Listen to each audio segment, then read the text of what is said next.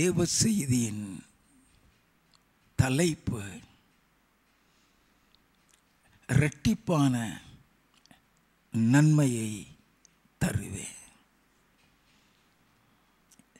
சகரியாவின் புஸ்தகம் 9வது அதிகாரம் 12வது வசனம். நம்பிக்கையுடைய சிறைகளே, அரணுக்கு திரும்புங்கள், இரட்டிப்பான நன்மையை தருவேன், இன்றைக்கே தருவேன். தேவனாகிய கர்த்தர் இந்த ஆகஸ்ட் மாதத்திற்கு நமக்கு கொடுத்த ஒரு வாக்குத்தத்தம் தான், நம்பிக்கையுடைய சிறைகளே, அரணுக்கு திரும்புங்கள், இரட்டிப்பான நன்மையை தருவேன், இன்றைக்கே தருவேன் என்பதுதான். தேவனுடைய வாக்குத்தத்தங்கள் எல்லாம் இயேசு கிறிஸ்துவுக்குள் ஆம் என்றும் ஆமேன் என்றும் இருக்கிறது என்று 2 கொரிந்தியர் 1:20 எழுதப்பட்டுள்ளது. என் நாகமம் 23:19 பொய் சொல்ல தேவன் ஒரு மனிதன் அல்ல, மனம் மாற அவர் ஒரு மனுபுத்திரனும் அல்ல, அவர் சொல்லியும் செய்யாதிருப்பாரா, அவர் வசனித்தும் நிறைவேற்றாதிருப்பாராக என்று எழுதப்பட்டுள்ளது. ஆகவே தேவனாகிய கர்த்தர் நமக்கு கொடுத்த வாக்குத்தத்தம் நிச்சயமாய் நிறைவேறியே தீரும். நம்பிக்கையோடு இருப்போம். கர்த்தர் கொடுத்த இந்த வாக்குத்தத்தத்தில் 3 காரியங்கள் அடங்கி இருக்கிறது. முதலாவது, நம்பிக்கையுடைய சிறைகளே என்கிற வார்த்தை. இது உடைக்கப்பட்டு நொறுக்கப்பட்டு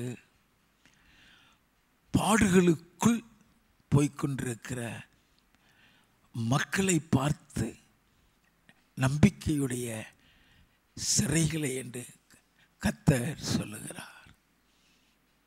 இரண்டாவது, அரணுக்கு திரும்புங்கள் என்று, அது அவருடைய அழைக்கும் தேவனுடைய அரவணைக்கும் கரத்தை குறிக்கிறது. மூன்றாவது, இரட்டிப்பான நன்மையை தருவேன், இன்றைக்கே தருவேன் என்றால் இந்த மாதத்திலேயே அதை கர்த்தர் நடக்கும் என்கிற ஒரு வாக்குத்தத்தத்தை கொடுக்கிறார். இரட்டிப்பான நன்மை என்று சொல்லும் பொழுது தேவன் செய்ய போகிற காரியத்தை குறித்து சொல்லப்படுகிறது. இந்த வாக்குத்தத்த வசனத்தின் விரிவான விளக்கத்தை வசன ஆதாரத்தோடு கூட நாம் தியானிப்போம். நம்பிக்கையுடைய சிறைகளே, அரணுக்கு திரும்புங்கள், இரட்டிப்பான நன்மையை தருவேன் என்று கர்த்தர் வாக்கு கொடுக்கிறார். யாரை பார்த்து இந்த வாக்குத்தத்தம் கொடுக்கிறார்? நம்பிக்கை இழந்து போய் இருக்கக்கூடிய சூழ்நிலையிலும் இருதயத்தின் எங்கேயோ ஒரு மூலையில ஒரு நம்பிக்கை இருக்கும் கர்த்தர் மேல. எல்லாம் கவனிக்க வேண்டும். தப்புவிப்போமா, மீண்டு வருவோமா, இனியும் ஒரு பழைய வாழ்க்கையை பார்க்க முடியுமா என்ற நம்பிக்கை எல்லாம் இழந்து போயிருக்கக்கூடிய சூழ்நிலையில கூட எங்கோ ஒரு மூலையில் ஒரு நம்பிக்கை இருக்கா.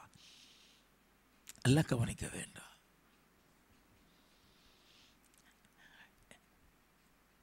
வேத வசன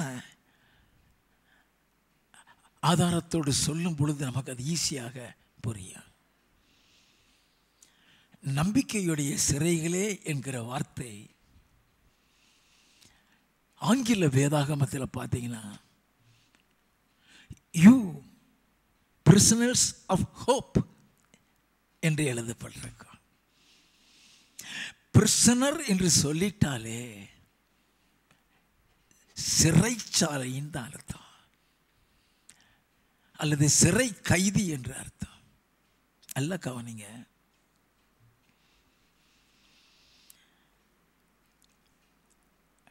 சட்டத்துக்கு விரோதமாய் குற்றம் செய்து கொலை செய்து தூக்கு தண்டனை அடைந்திருக்கிற ஒரு கைதியை பார்த்து ஆண்டவர் சொல்லவில்லை. அல்ல கவனிக்க வேண்டாம்.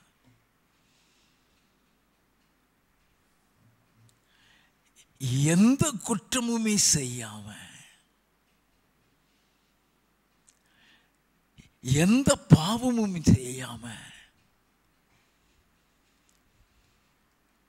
கொலை குற்ற போல சிறையில் அடைக்கப்பட்டு தூக்கு தண்டனையை நோக்கி போய்கொண்டிருக்கிற ஒரு நபரை பார்த்து கர்த்தர் சொல்லுவது போன்ற ஒரு வார்த்தை இது.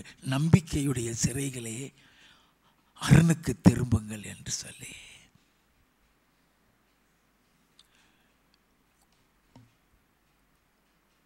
கொலை தண்டனை அல்லது தூக்கு தண்டனை பெற்ற ஒரு கைதி சிறையில் அடைக்கப்பட்டிருக்கிறான். நாளைக்கு அவனுக்கு தூக்கு தண்டனை. அவன் இருதயம் எப்படி இருக்கணும் கொஞ்சம் யோசித்து பாருங்க.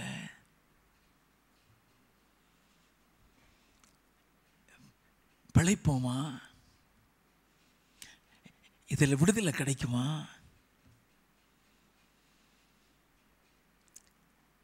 விடுதலை பெற்று வருவோமா? No chance. அப்படிப்பட்ட நிலைமையில் இருக்கிற ஒரு நபரை பார்த்து தான் நம்பிக்கையுடைய சிறைகளே, அரணுக்கு திரும்புங்கள்ங்கிறாரு. நல்லா கவனிங்க, அவங்களுடைய இருதயத்தில் இருக்கிற நம்பிக்கை தூக்கு தண்டனை பற்றி அல்ல, மரித்து போகிறதை குறித்து அல்ல. அந்த நம்பிக்கை கர்த்தர் மீது உள்ள ஒரு நம்பிக்கை. லெட் கம் வாட் மே, என்னன்னாலும் நடக்கட்டும், நான் மரித்தாலும் கர்த்தரோடு போய் தான் இருப்பேன் என்கிற ஒரே ஒரு நம்பிக்கை.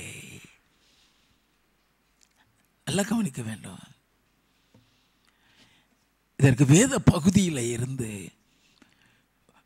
ஒரு சில காரியத்தை நம்ம வாசிக்கும் பொழுது நமக்கு புரியும். அப்போஸ்தலர் நடவடிக்கைகளின் புஸ்தகம் 12வது அதிகாரம் முதல் 4 வசனங்களை வாசிக்க கேட்போம். அக்காலத்திலே ஏரோது ராஜா சபையிலே சிலரை துன்பப்படுத்த தொடங்கி யோவானுடைய சகோதரனாகிய யாக்கோபை பட்டயத்தினாலே கொலை செய்தான். நல்ல கவனிங்க, ஆண்டவருடைய சீசன்ல ஒருத்தனை காலி பண்ணிட்டான். வாசிப்போம். அது யூதருக்கு பிரியமா இருக்கிறது என்று அவன் கண்டு பேதுருவையும் பிடிக்க தொடர்ந்தான். அப்பொழுது புளிப்பில்லாத அப்ப பண்டிகை நாட்களாயிருந்தது. அவனை பிடித்து சிறைச்சாலையிலே வைத்து பஸ்கா பண்டிகைக்கு பின்பு ஜனங்களுக்கு முன்பாக அவனை வெளியே கொண்டு வரலாம் என்று எண்ணி அவனை காக்கும்படி வகுப்புக்கு 4 போர் சேவகராக ஏற்படுத்திய 4 வகுப்புகளின் வசமாக ஒப்புவித்தான். ஒரு பயங்கர பாதுகாப்புக்குள்ள வைச்சிருக்கிறான். தப்பிச்சுக்கிற பேரக்கூடாது. குற்றம் செய்யல, எந்த தப்பும் செய்யல. ஆனா காலையில அவன் தலையை வெட்டி காலி பண்ண போறான். நல்லா கவனிங்க.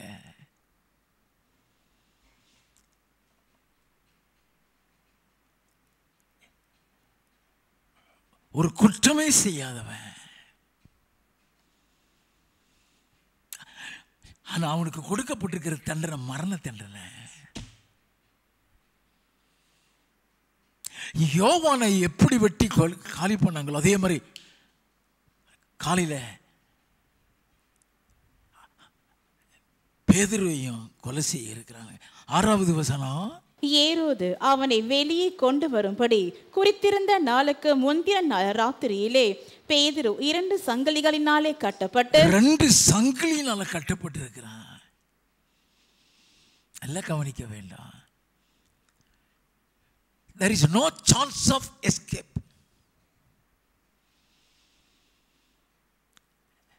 கட்டப்பட்டு ஜெயிலில் இருக்கிறான்.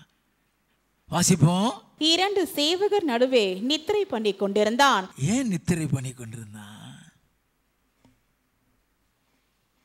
ஐயா, காலையில் அவனை காலி பண்ண போறான், காலையில் அவன் தலையை எடுக்க போறான்.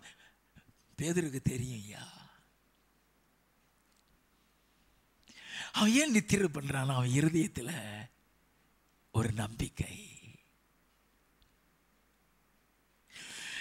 என்னை கொன்னுட்டா கூட நான் என் ஆண்டவரோடு போய் இருப்பேன். His hope is upon God. எல்லாம் கவனிங்க. என்னன்னாலும் அவங்க செய்யட்டும், என்ன தீமைனாலும் எனக்கு செய்யட்டும், என்னை கொலை செய்கிறதா இருந்தாலும் கொலை செய்யட்டும். But I have a great hope upon my God. அது சாகலைனா அவருக்காக ஊழியம் செய்வேன். நான் செத்துட்டேன்னா அவரோடு கூட போய் இருப்பேங்கிற ஒரே நம்பிக்கை தான் அந்த பேதுருவுக்குள்ளே இருக்கிறது.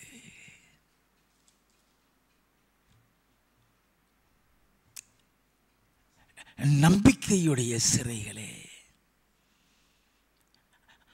அருணுக்கு திரும்புங்கள், இரட்டிப்பான நன்மையை தருவேன்னு சொன்னாரே. பேதுருடைய வாழ்க்கையில அந்த அரண் என்னது? 7வது வசனத்தில் இருந்து, அப்பொழுது கர்த்தருடைய தூதன் அங்கே வந்து நின்றான். அறையிலே வெளிச்சம் பிரகாசித்தது. அதுதான் அரண்கிறது. பேதுருவுக்கு தெரியாது. அதுதான் அரண்கிறது. A little hope in his heart upon God. He was not bothering about his death. நல்லா கவனிக்க வேண்டாம். நீங்கள் சொல்லிக் கொடுக்க போகிற இந்த காரியங்கள் பாடுகளையும் நம்பிக்கையும் இழந்து போயிருக்கிற ஒவ்வொருவருக்காக கர்த்தர் கொடுக்கிறதான ஒரு வாக்குத்தத்தமாக அது இருக்கும். நீ வாழ்ந்த வாழ்க்கை நேர்மைதான், நீ வாழ்ந்த வாழ்க்கை உண்மைதான், நீ யாருக்கும் நீ தீமை செய்யவில்லைதான். ஆனா காரணம் இல்லாமல் உன்னை பகைக்கிறாங்க இல்லையா? உன் குடும்பமே உன்னை நம்பவில்லை அல்லவா? உன் குடும்பமே உன்னை புறக்கணிக்கிறது அல்லவா? உன் மனைவியால் உன்னை புரிந்து கொள்ள முடியல, உன் கணவரால் உன்னை புரிந்து கொள்ள முடியல, உன் பிள்ளைகளால் உன்னை புரிந்து கொள்ள முடியல. ஏன் வாழுகிறோன்னு கூட நீ சில நேரத்தில் நீ நினைச்சிட்டு இருக்கலாம்.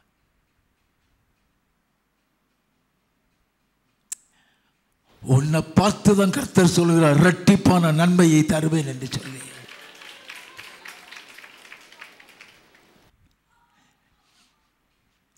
நல்லா கவனிக்க வேண்டும்.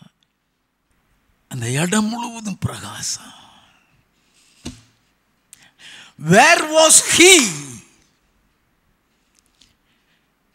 He was in the darkness. He was in the prison. அவனை தூக்கி இருளில் போட்டிருக்காங்க. அங்க வெளிச்சம் கிடையாது, அங்க லைட்டு கிடையாது. ஒரு சதுரத்துக்குள்ள கிடக்கிறான்.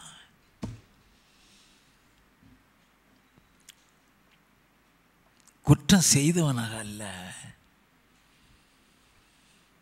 குற்றமற்றவனாக இருக்கிறான். குற்றம் செய்தவனுடைய இருதயத்தில் நம்பிக்கை இருக்காது. குற்றம் செய்யாதவனுடைய இருதயத்தில் நம்பிக்கை. A little hope.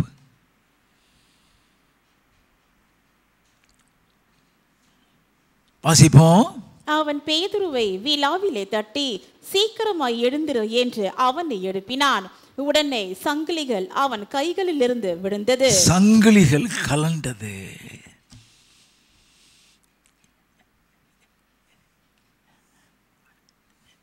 அது உண்மைன்னே அவனுக்கு தெரியாது. அது அவன் ஏதோ ஒரு தரிசனம் காண்கிற பொழுது நினைச்சிட்டு இருக்கிறான். வாசிப்போம். தூதன் அவனை நோக்கி, உன் அறையை கட்டி உன் பாதரட்சைகளை தொடுத்துக்கொள் என்றான். அவன் அந்தபடியை செய்தான். தூதன் பின்னும் அவனை நோக்கி, உன் வஸ்திரத்தை போர்த்து கொண்டு என் பின்னே வா என்றான். அந்தபடியே அவன் புறப்பட்டு அவனுக்கு பின் சென்று தூதனால் செய்யப்பட்டதென்று மெய்யென்று அறியாமல் தான் ஒரு தரிசனம் காண்கிறதாக நினைத்தான். தரிசனம் காண்கிற நினைக்கிறான். இப்போ அவன் அரண்ல இருக்கிறான்.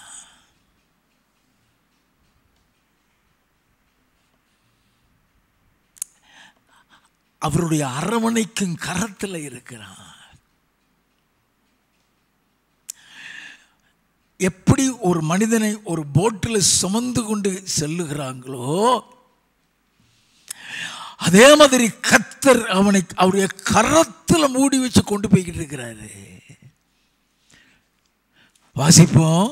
அவர்கள் முதலாம் காவலையும் இரண்டாம் காவலையும் நடந்து நகரத்திற்கு போகிற இருப்பு கதவண்டையிலே வந்த போது அது தானாய் அவர்களுக்கு திற உண்டது. அது எப்படி தானா திறக்குது? அவன் அப்படிப்பட்ட பாதுகாப்பான கரத்துக்குள்ள இருக்கிறான். அதுக்கு தான் அரணுக்குள்ள திரும்புங்கிறாரு. ரெட்டிப்பான நன்மையை தருவேங்கிறாரு. அந்த ரெட்டிப்பான நன்மை சொல்றது 2 மடங்காகவும் இருக்கலாம், அன்எக்ஸ்பெக்டட் இன்சிடென்டாகவும் இருக்கலாம். எல்லாம் தெரிந்து கொள்ள வேண்டாம். Can't explain what you receive from the Lord. Sometimes ஆண்டவரிடத்தில் இருந்து நமக்கு வருகிற ஆறுதல், அரவணைப்பு, அந்த அன்பு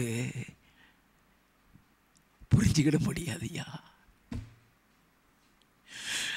அதை விவரித்து சொல்லக்கூட முடியாது.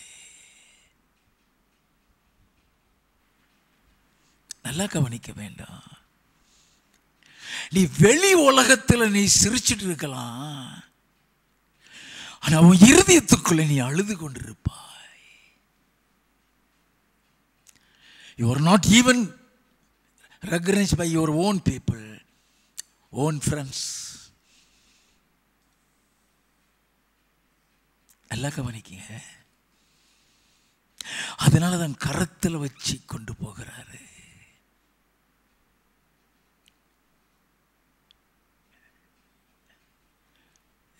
இங்க இருக்கிற உங்களை அவருடைய கரத்தில் வைத்திருக்கிறார் என்பதை மறந்து விடாதீங்க. You are in the protecting hands of the Lord. வாசிப்போம். அதன் வழியாய் அவர்கள் புறப்பட்டு ஒரு வீதி நெடுக நடந்து போனார்கள். உடனே தூதன் அவனை விட்டு போய்விட்டான். முடிந்து விட்டது. வெளியே கொண்டு வந்து விட்டுட்டாயா. அதுக்கு பேர் தான் இரட்டிப்பான நன்மை. Unexpected protection, unexpected comfort.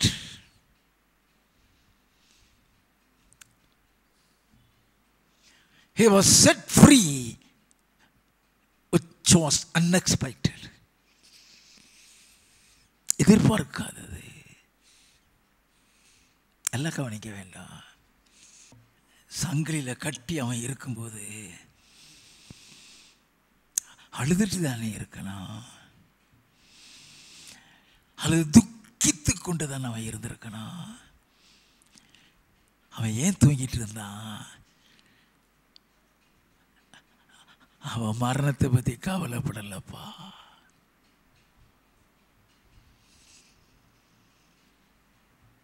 என்னைக்கு செத்தாலும் அவரோட தான் போயிருப்பேன்.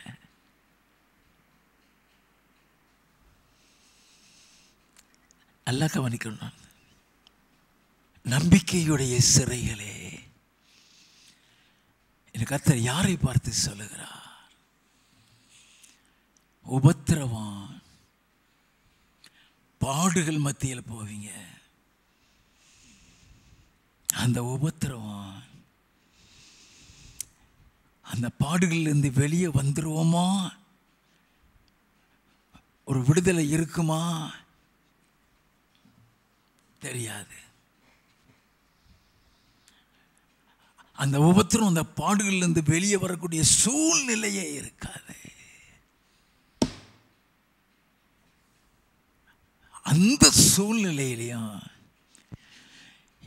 இருதயத்தில் எங்கோ ஒரு விசுவாசம் எனக்கு இருக்கும்.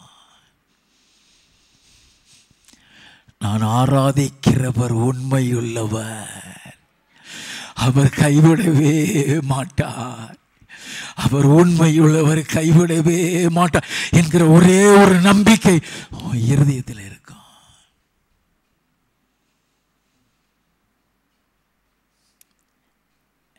நீ ஆக்சிடென்ட்ல போயிருக்கலாம், எலும்புகளே உடைஞ்சிருக்கலாம், டாக்டர்ஸ் கூட ரொம்ப யோசிப்பாங்க, முடியுமா முடியாதாங்கிற நம்பிக்கையற்ற சூழ்நிலையில் கூட கொண்டு வந்திருக்கலாம். அந்த நிலைமையில் இருக்கிற உன்னை பார்த்து தான் சொல்லுகிறாரு, நம்பிக்கையுடைய சிறைகளே அரணுக்கு திரும்புங்கள், இரட்டிப்பான நன்மையை தருவேன்.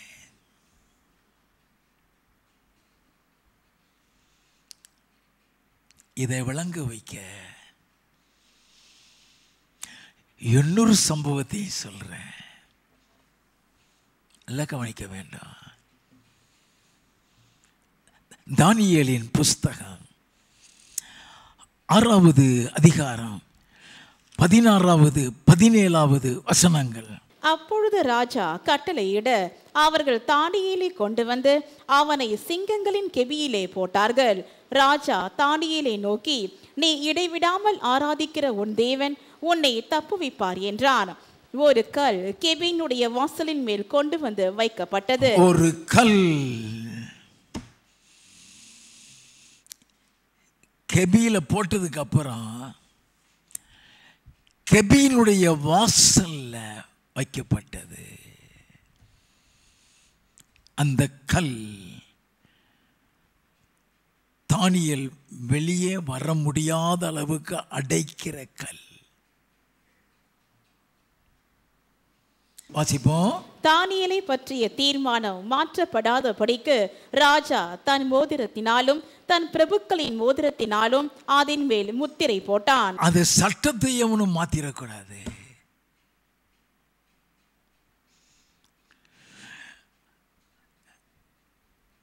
அது அரசாங்கத்தில் உள்ள உத்தரவுன்னு சொல்லி அவனை வெளியே கொண்டு வந்துடக்கூடாது. அதனால ராஜாவும் முத்திரையிடுறான், அவன் பிரபுக்களும் முத்திரையிடுறாங்க. அப்படி முத்திரையிட்டாச்சுன்னா யாராலையுமே மாற்ற முடியாது. அதனால தான் தானியேலை பற்றிய தீர்மானம் மாற்றப்படாதபடிக்கு அந்த முத்திரை வைக்கப்படுகிறது. அப்படின்னா there was no hope of coming out. Daniel was in the den of lions.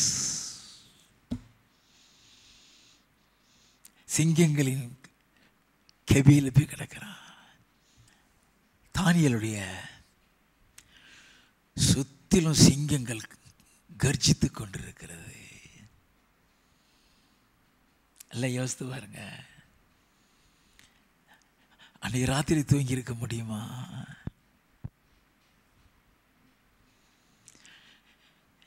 He was thrown in the midst of lions. கிழிச்சிருங்கிற லெவலில் அது நிற்குதுங்க. அதில் கொண்டு தான் போடுறாங்க. தானியேலுக்குள்ள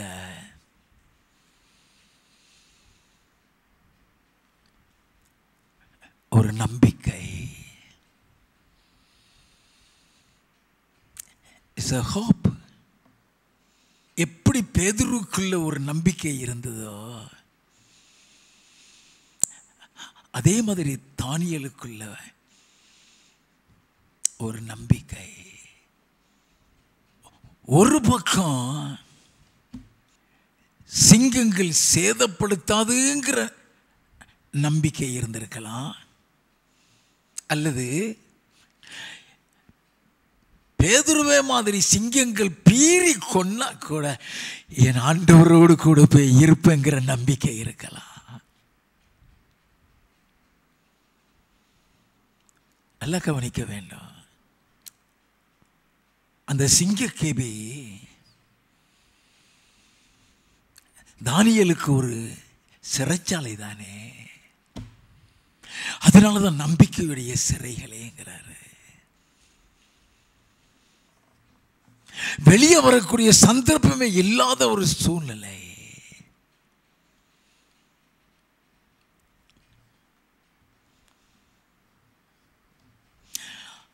ஆகவே தான் நம்பிக்கையுடைய சிறைகளே அரணுக்கு திரும்புங்கள்.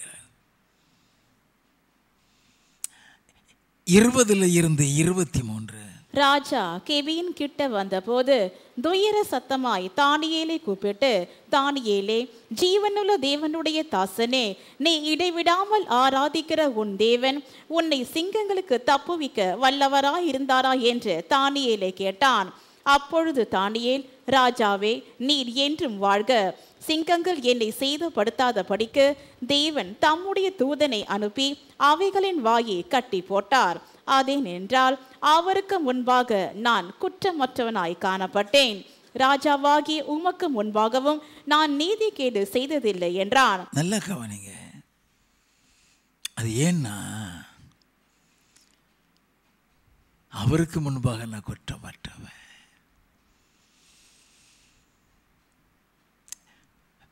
உமக்கு நான் நீதிகேடு செய்யலையா?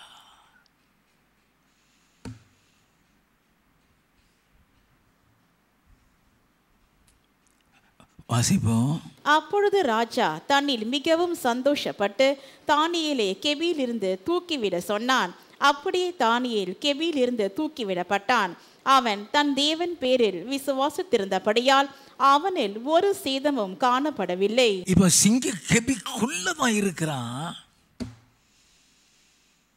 But he was protected. காரணம் அவனுக்குள் இருந்த ஒரு விசுவாசம். இதுல 2 காரியம் இருக்குது. அவனுக்குள் இருந்த விசுவாசம் சிங்கங்கள் அவனை சேதப்படுத்தல. He was protected by the faith. போகட்டும். சிங்கங்கள் சேதப்படுத்தாம இருந்ததுக்கு நான் குற்றமற்றவங்கிறான். ராஜாவுக்கு முன்பாக நீதிகேடு செய்யலைங்கிறான். நேர்மையானவங்களுக்கு கர்த்தர் எப்பவுமே துணையா இருப்பாரு. நல்லா கவனிச்சுக்கிடுங்க. நேர்மையா இருக்கிறவங்க மரணத்தை கண்டெல்லாம் பயப்பட மாட்டாங்க. ஒரு குற்றமும் செய்யாத தானியேலுக்கு ஏன் இந்த தூக்கு தண்டனை அல்லது மரண தண்டனை? ஏன் அவனை சாகடிக்கிற இடத்துல போட்டாங்க? எல்லாம் கவனிக்க வேண்டும். தானியேலின் புஸ்தகம் 6வது அதிகாரம் 3வது வசனத்தில் இருந்து, இப்படி இருக்கையில் தானியேல் பிரதானிகளுக்கும் தேசாதிபதிகளுக்கும் மேற்பட்டவனாயிருந்தான். தானியேலுக்குள் விசேஷித்த ஆவி இருந்தமையால் அவனை ராஜ்யம் முழுமைக்கும் அதிகாரியாக ஏற்படுத்த ராஜா நினைத்தான். ராஜா அவனை டாப்ல கொண்டு வர நினைக்கிறான். அவனை உயரத்தில் கொண்டு வந்து வைக்கணும்னு நினைக்கிறான். வாசிப்போம். அப்பொழுது பிரதானிகளும் தேசாதிபதிகளும் ராஜ்யத்தின் விசாரிப்பிலே தானியேலை குற்றப்படுத்தும்படி முகாந்திரம் தேடினார்கள். ஆனாலும் ஒரு முகாந்திரத்தையும் குற்றத்தையும் கண்டுபிடிக்க அவர்களால் கூடாதிருந்தது. அவன் உண்மையுள்ளவனாயிருந்தபடியால் அவன் மேல் சுமத்த யாதொரு குற்றமும் குறைவும் காணப்படவில்லை. அவன் மேல் சுமத்துறதுக்கு எந்த குற்றமும் கண்டுபிடிக்க முடியல. Is perfectly all right. பொய் குற்றம் தான் சுமத்துறோம். அப்போ பொய் குற்றம் சுமத்துறதுக்கு ஏற்பாடு நடக்குது. என்ன நடக்குது? பொய் குற்றம் சுமத்துறதுக்கு ஏற்பாடு நடக்குது. வாசிப்போம். அப்பொழுது அந்த மனுஷர், நாம் இந்த தானியேலை அவனுடைய தேவனை பற்றிய வேத விஷயத்திலே குற்றப்படுத்தும் முகாந்திரத்தை கண்டுபிடித்தாலொழிய அவனை வேறொன்றிலும் குற்றப்படுத்தும் முகாந்திரத்தை கண்டுபிடிக்க கூடாது என்றார்கள். பின்பு அந்த பிரதானிகளும் தேசாதிபதிகளும் கூட்டம் கூடி ராஜாவினிடத்தில் போய் அவனை நோக்கி, தரியு ராஜாவே, நீர் என்றும் வாழ்க.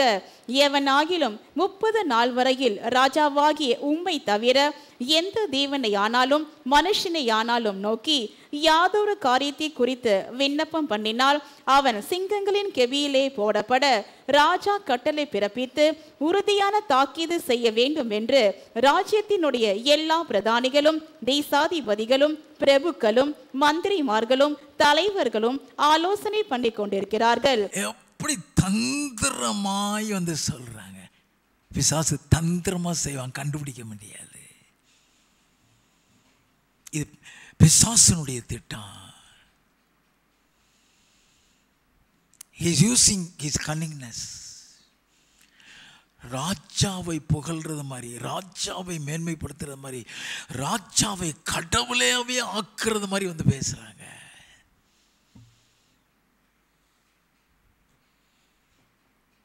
அப்படியே மயங்கிட்டான்.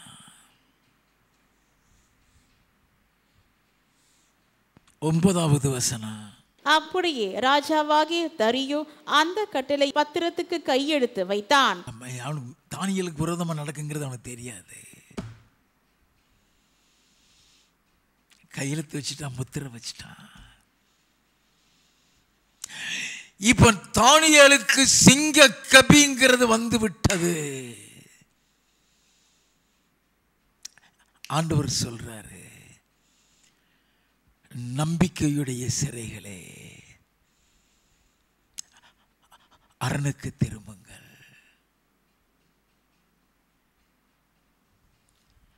இரட்டிப்பான நன்மையை தருவேன், இன்றைக்கே தருவேன். இப்ப தானியேல் அரணுக்குள்ள போகிறான். நல்லா கவனிங்க. சிங்கம் சேதப்படுத்தாம இருந்ததுக்கு தான் அந்த ஃபெய்த். அவனுடைய விசுவாசம். சிங்கம் அவனை சேதப்படுத்தல, ஆனா சிங்க கபில இருந்து வெளியே வரணுமே. நீ வெளியே வரணும்னா அரணுக்குள்ள போக வேண்டும். அதனாலதான் ஆண்டவருக்கு நம்பிக்கையுடைய சிறைகளே அரணுக்கு திரும்புங்கள், இரட்டிப்பான நன்மையை தருவேன், இன்றைக்கே தருவேன். அப்ப தானியேலுடைய அரணுக்குள்ள போகிறான். எப்படி? 10வது வசனம். தானியேலோவென்றால் அந்த பத்திரத்துக்கு கையெழுத்து வைக்கப்பட்டதென்று அறிந்த பொழுதும் தன் வீட்டுக்குள்ளே போய் தன் மேல் அறையிலே எருசலேமுக்கு நேராக பலகணிகள் திறந்திருக்க அங்கே தான் முன் செய்து வந்தபடியே தினம் 3 வேளையும் தன் தேவனுக்கு முன்பாக முழங்கால் படியிட்டு ஜெபம் பண்ணி ஸ்தோத்திரம் செலுத்தினான். அரணுக்குள்ள போயிட்டான். That is the place of protection.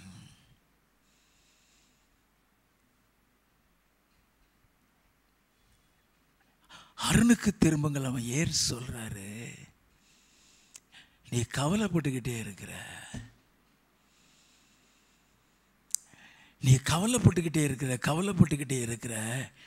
இந்த கவலையின் நிமித்தமாக கர்த்தரை மறந்து விட்டாய். But you have faith, a hope. You have a hope.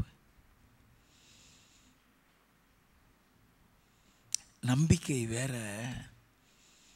விசுவாசம் வேற. 6:23 வாசித்தது விசுவாசம். 6:10 வாசிக்கிறது நம்பிக்கை.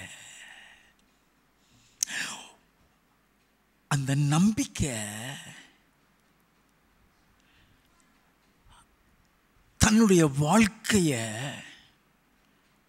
ஒப்பு கொடுக்கிறான், மரணத்திற்கு ஒப்பு கொடுக்கிறான். யாருக்காவது தெரியுமா?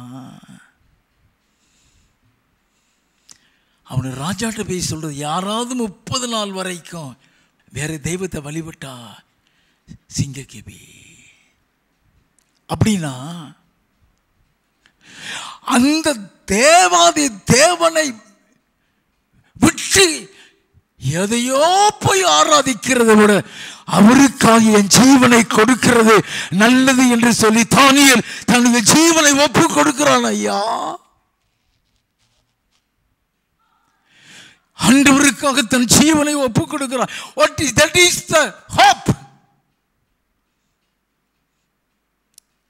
நான் சிங்கக்கேபியில செத்துட்டா கூட அவரோடு இருப்பேன்.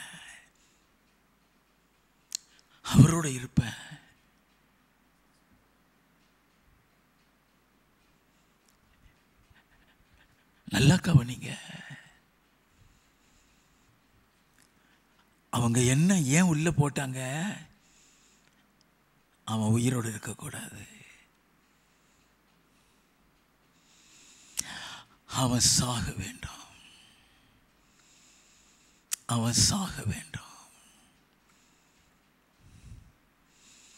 நீ அதுக்கு தான் என்ன சிங்கக்கேபியில போடுற, அந்த சாவுக்கு என்னை ஒப்பு கொடுக்கிறே.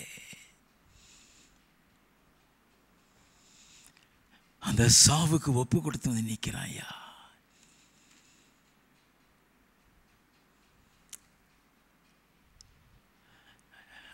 கர்த்தர் மேல் உள்ள நம்பிக்கை,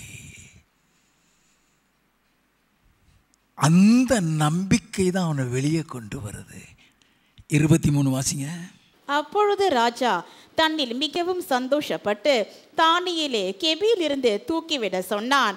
அப்படியே தானியேல் கெபியிலிருந்து தூக்கிவிடப்பட்டான். வெளியே கொண்டு வந்துட்டான். ஐயா,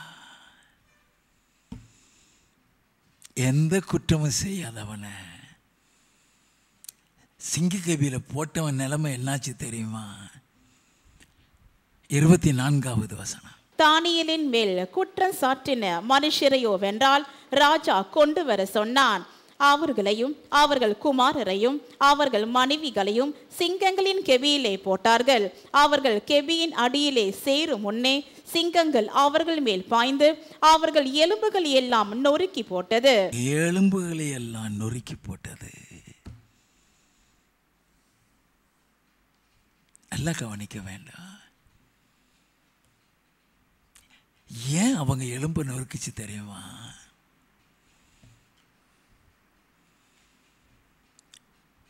அவருக்கு முன்பாக நான் குற்றமற்றவன், ராஜாவாகிய உமக்கு நான் நீதி கேட்டு செய்யலையா. எந்த குற்றமும் செய்யாதனால அந்த சாவுக்கு தன்னை ஒப்பு கொடுக்கிறான். He has committed his life for Jesus. Whatever you want to do, do it. அந்த நம்பிக்கை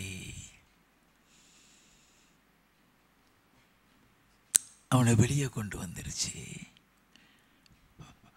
விரோதிகளை காலி பண்ணிருச்சு. போகட்டும். கடைசியாக இரட்டிப்பான நன்மைக்குள் போகிறோம்.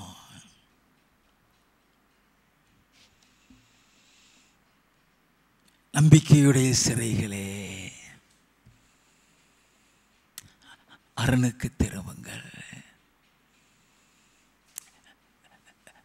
இரட்டிப்பான நன்மையை தருவேன்.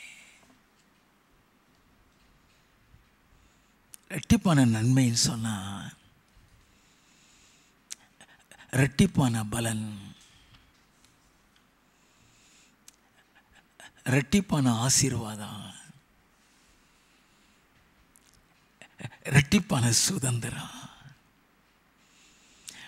எசாயா தீர்க்கதரிசியின் புஸ்தகம் 61வது அதிகாரம் 7வது வசனம். உங்கள் வெட்கத்துக்கு பதிலாக இரட்டத்தனையாய் பலன் வரும். உங்கள் வெட்கத்திற்கு பதிலாக இரட்டத்தனையாய் பலன் வரும். லட்சைக்கு பதிலாக தங்கள் பாகத்தில் சந்தோஷப்படுவார்கள். லட்சைக்கு பதிலாக தங்கள் பாகத்தில் சந்தோஷப்படுவார்கள். அது நிமித்தம் தங்கள் தேசத்தில் இரட்டிப்பான சுதந்திரம் அடைவார்கள். அதன் நிமித்தம் இரட்டிப்பான சுதந்திரம் அடைவார்கள். நித்திய மகிழ்ச்சி அவர்களுக்கு உண்டாகும். நித்திய மகிழ்ச்சி அவர்களுக்கு உண்டாகும். நிந்தை அவமானத்தின் பாதையில் போகிறாயா? பாடுகளிலும் உபத்திரவங்களிலும் கண்ணீரிலும் போய்கொண்டிருக்கிறாயா? உன் நிலைமையை கண்ணால பார்க்குறாங்க. கண்ணால எந்த பாதையில் போறன்னு தெரியுறாங்க. ஆனா ஒருவராலையும் உணர்ந்து கொள்ள முடியலையா? You have not been comforted by anyone, even the own kith and kin and family members. எல்லாம் கவனிங்கம்மா.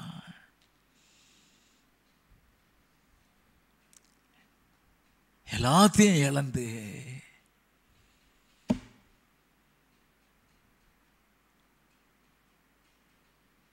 பெற்றோரை இழந்து, குடும்பத்தை இழந்து, நேசித்தவர்களை இழந்து அனாதை போல இருக்கிறாயா?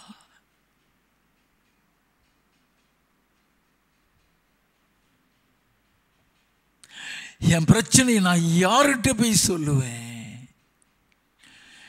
என் கவலையை நான் யார்கிட்ட போய் சொல்லுவேன்? யார்கிட்ட சொன்னாலும் புரிந்து கொள்ள மாட்டேங்கிறார்களே.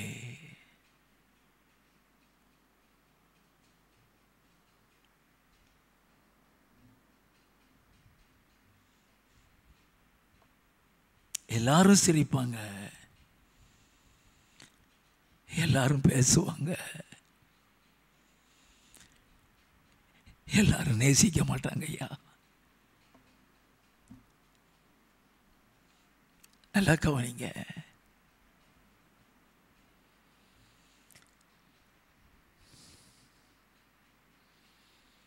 உலகமே என்னங்கிறது இப்பதான் நீ புரியுவ. இது வரைக்கும் தெரிஞ்சிருக்காது.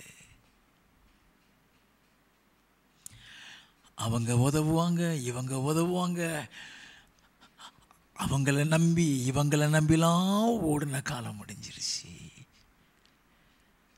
யாருமே உனக்கு உதவலை இல்லையா?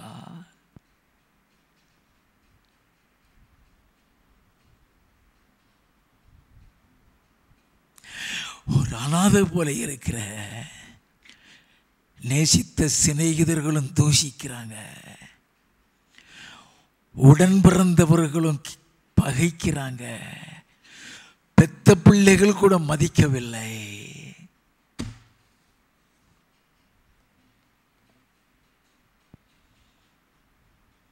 அப்படிப்பட்டவர்களை பார்த்து தான் சொல்றாரு, நம்பிக்கையுடைய சிறைகளே அரணுக்கு திரும்புங்க, இரட்டிப்பான நன்மையை தருவேன்.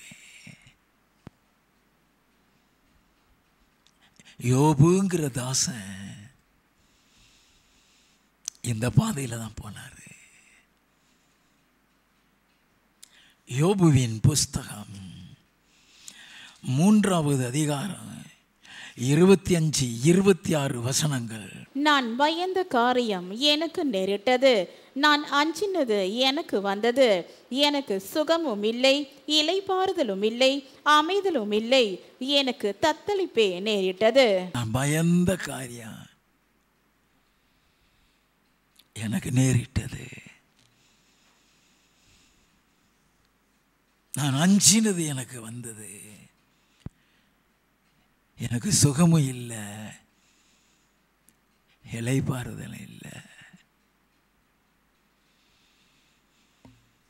அமைதலும் இல்லை, தத்தளிப்பே வந்தது. 6வது அதிகாரம் 2 முதல் 4 வசனங்கள். என் சஞ்சலம் நிறுக்கப்பட்டு என் நிர்பந்தம் எல்லாம் தராசிலே வைக்கப்பட்டால் நலமாயிருக்கும். அப்பொழுது அது கடற்கரை மணலை பார்க்கிலும் பாரமாயிருக்கும். ஆகையால் என் துக்கம் சொல்லி முடியாது. என் துக்கம் சொல்லி முடியாது. வாசிப்போம். சர்வ வல்லவரின் அம்புகள் எனக்குள் தைத்திருக்கிறது, அவைகளின் விஷம் என் உயிரை குடிக்கிறது. தேவனால் உண்டாகும் பயங்கரங்கள் எனக்கு முன்பாக அணி அணியாய் நிற்கிறது. 9வது வசனம். தேவன் என்னை நொறுக்க சித்தமாய் தம்முடைய கையை நீட்டி என்னை துண்டித்து போட்டால் நலமாயிருக்கும். நான் செத்துட்டா நல்லா இருக்குமே. நீ பல நேரம் நீ நினைச்சிருக்கலாம், நான் யாருக்காக வாழணும், நான் யாருக்காக வாழணும்.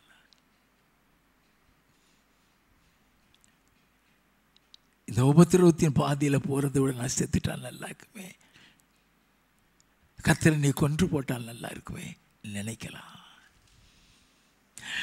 வெளி உலகத்துக்கு நீ சிரிச்சுக்கிட்டு இருக்கிற,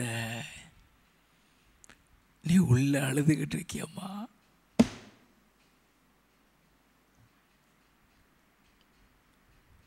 சிரிக்கிறவங்க எல்லாம் பகைச்சிட்டு இருக்கிறாங்களே, சிரித்தவர்கள் எல்லாம் பகைத்து கொண்டிருக்கிறார்களே, நினைக்கிறேன் இல்லையா?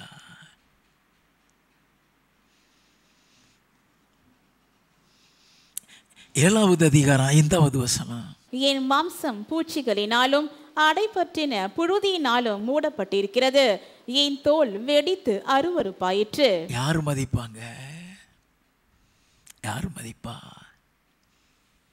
15வது வசனம். அதனால் என் ஆத்துமா நெருக்கொண்டு சாகிறதையும் என் எலும்புகளோடு உயிரோடு இருக்கிறதை பார்க்கிலும் மரணத்தையும் விரும்புகிறது. செத்துட்டால் நல்லா இருக்குமே, வாழ வேண்டும். அந்த பாதையில் போறவங்களால மட்டும் அதை புரிந்து கொள்ள முடியும். 19வது அதிகாரத்தில் 13 இருந்து வாசிப்போம். அவனுக்கு இருந்த ஒரே நம்பிக்கை, என் சகோதரரை என்னை விட்டு தூரப்படுத்தினார். எனக்கு அறிமுகமானவர்கள் எனக்கு அந்நியராய் போனார்கள். என் பந்து ஜனங்கள் விலகி போனார்கள். என் சிநேகிதர் என்னை மறந்து விட்டார்கள். என் வீட்டு ஜனங்களும் என் வேலைக்காரிகளும் என்னை அந்நியனாக எண்ணுகிறார்கள். யாருமே மதிக்கல, யாருமே அன்பு காட்டவில்லை.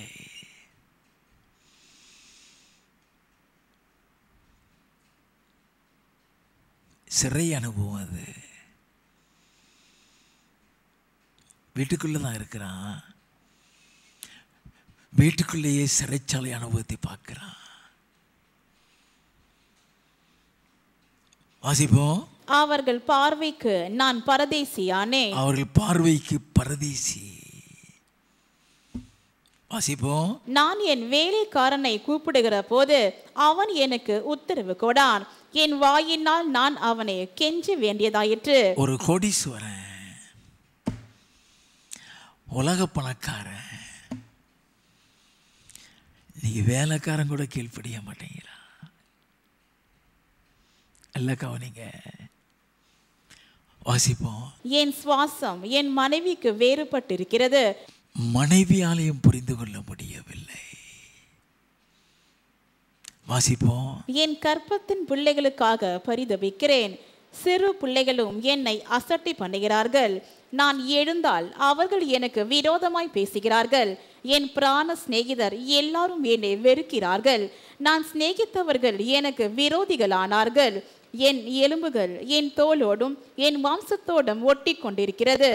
என் பற்களை மூட கொஞ்சம் தோல் மாத்திரம் தப்பினது. நல்ல கவனிங்க,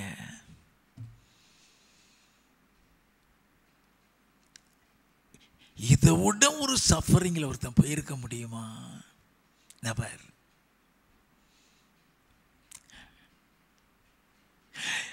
இதற்கு மத்தியில், இந்த வேதனைக்கு மத்தியில், இந்த பாடுகளுக்கு மத்தியில், இந்த கண்ணீருக்கு மத்தியில் அவனுக்குள் ஒரு நம்பிக்கை இருந்தது. நல்ல கவனிங்க, அவன் அழைக்கிற நம்பிக்கையுடைய சிறைகளே அருணுக்கு திரும்புங்கள் என்று சொல்லிதானே. இதற்கு மத்தியிலுமே அவனுக்குள் இருந்த ஒரு நம்பிக்கை என்ன? யோபுவின் புஸ்தகம் 19வது அதிகாரம் 25 முதல் 27 வரை. என் மீட்பர் உயிரோடு இருக்கிறார் என்றும் அவர் கடைசி நாளில் பூமியின் மேல் நிற்பார் என்றும் நான் அறிந்திருக்கிறேன். அதுதான் நம்பிக்கை. என் மீட்பர் செத்து போகலையா, என் மீட்பர் மறைந்து போகவில்லை ஐயா, என் மீட்பர் உயிரோடு இருக்கிறார். கடைசி நாளில் அவர் பூமியில் வந்து நிற்பாரு. வாசிப்போம். இந்த என் தோல் முதலானவை அழுகி போன பின்பு நான் என் மாம்சத்தில் இருந்து தேவனை பார்ப்பேன், அவரை நானே பார்ப்பேன். அந்நிய கண்கள் அல்ல, அந்நிய கண்கள் அல்ல, என் கண்களே அவரை காணும். என் கண்களே அவரை காணும். அதான் நம்பிக்கை, அதுதான் நம்பிக்கை.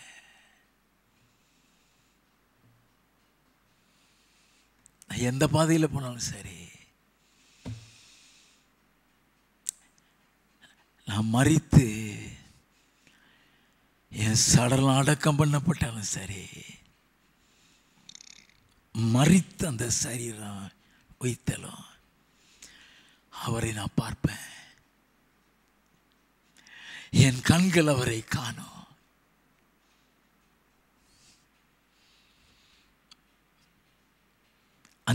இந்த வாஞ்சையால் என் உள்ளிந்திரியங்கள் எனக்குள் சோர்ந்து போகிறது.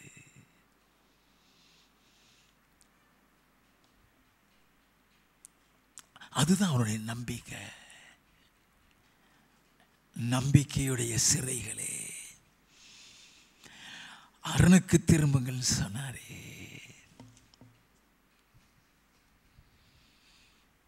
அந்த அரண் என்ன?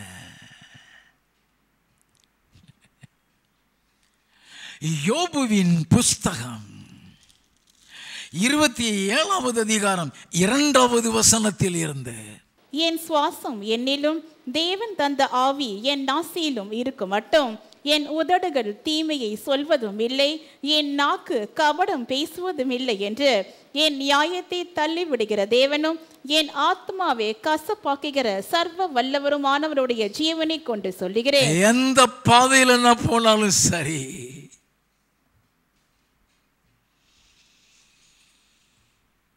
நல்லா கவனிக்க வேண்டாம். நான் தீமை பேச மாட்டேன். நல்லா கவனிங்க,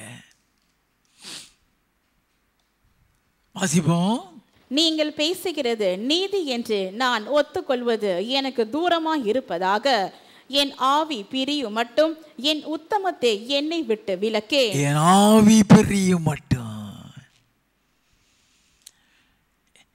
என் உத்தமத்தை என்னை விட்டு விலக்கேன், என் நீதியை கெட்டியாய் பிடித்திருக்கிறேன், என் நீதியை கெட்டியாய் பிடித்திருக்கிறேன், அதை நான் விட்டு விடேன். நான் உயிரோடு இருக்கும் அளவும் என் இருதயம் என்னை நிந்திக்காது. அதுதான் அரண்,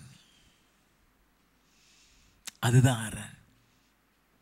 அவன் அசைக்க முடியல.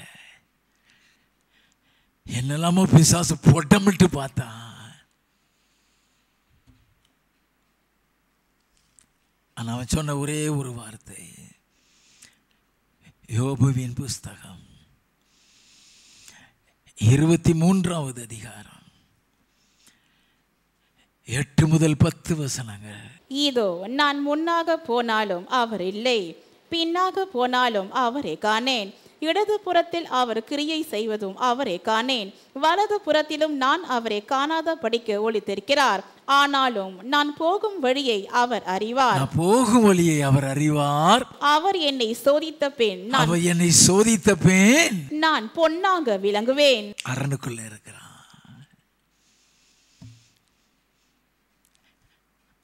அவர் என்னை சோதித்த பின்னே நான் பொன்னாக விளங்குவேன். அவரை மறுதலிக்கல, அவரை விட்டு போகல, பின் வாங்கல.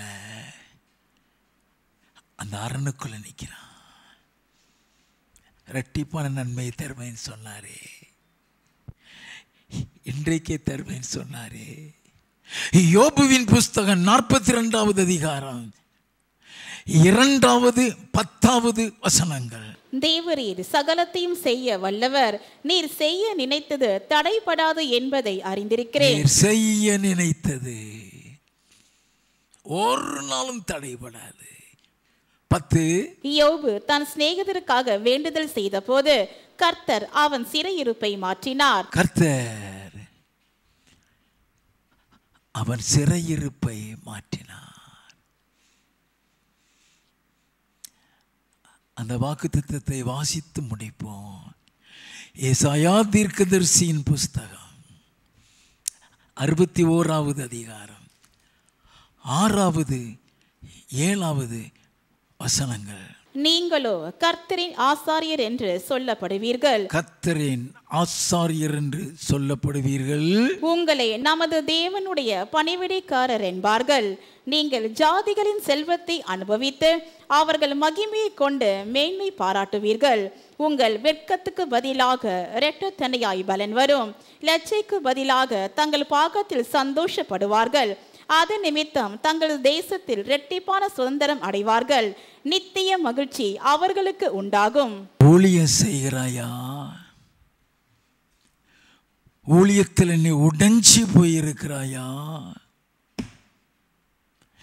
ஊழியத்தில் ஆத்துமாக்கள் போய்விட்டதை என்ற கவலையோடு கூட இருக்கிறாயா?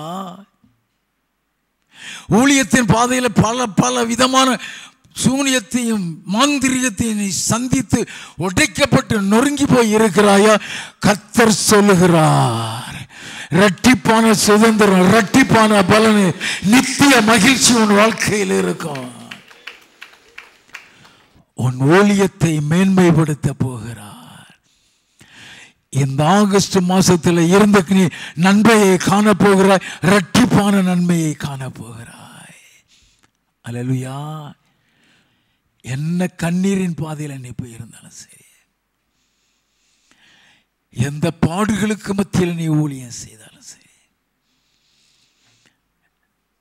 இரட்டத்தினையாய் பதில் வரா. கர்த்தர் கொடுத்த வாக்குத்தத்தத்தை உங்களோடு கூட பேசி இருக்கிறேன். ஆண்டவர் உங்களுக்கு கொடுத்த வாக்குத்தத்தம் இந்த மாசமே அற்புதத்தை காண்பீங்க. அல்லேலூயா. அவர் கொடுத்தது தான், சொன்னது தான். ஆமென்.